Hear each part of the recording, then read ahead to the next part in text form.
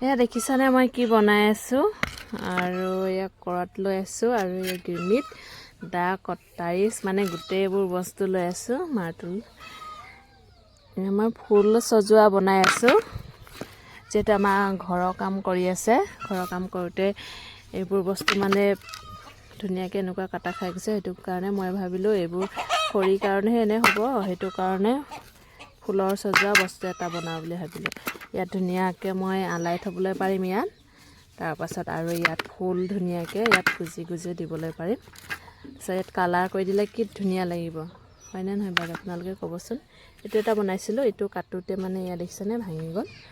তেওঁ কোনো কথা নাই ফুল থাকিলে ইয়াত ঢাকা খাই থাকিব কালাৰ মাৰি দিম এতিয়া মই কামটো কৰি আছোঁ আৰু হাতখন গোটেই কালাৰ লাগি আছে মানে কাঠত কালাৰ মাৰিছিলোঁ ইন্দুৰৰ কোট মাৰিছিলোঁ যেহেতু কেৰাচিন তেল নাই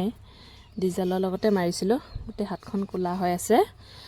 কাঠৰ কাম কৰি আছোঁ যিহেতু মিস্ত্ৰীৰ লগত অলপ সহায় কৰি দিছোঁ আগবাঢ়িব কামটো অলপ সোনকালে হওক বুলি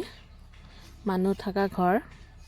এয়া দেখিছেনে আমাৰ ঘৰটো মানে বাঁহৰে গোটেই মাৰি থোৱা আছে এতিয়া আমি বাটাম লগাম 5 ডিগ্ৰী গোটেইখিনি কাম কৰি থৈ দিয়া হৈছে আৰু এদিকে আগদিগি মানে চোতালটো অলপ সৰু গোটেইখিনি বস্তু আছে এদিকে পাথৰ আছে এদিকে অলপমান বালিও আছে আৰু মানুহও বহিবলগীয়া হয় সেইটো কাৰণে 5 ডিগ্ৰী চোতালতে কামটো কৰিব দিয়া হৈছে আৰু মই এতিয়া আগদিগি কাম কৰি আছোঁ ইয়া ফুল সজোৱা ডিজাইনৰ সজা মানে বস্তু বনাই আছোঁ যেহেতু দোকানখন আছে দোকান চাইছে মই এতিয়া ইয়াতে বহি কাম কৰি আছোঁ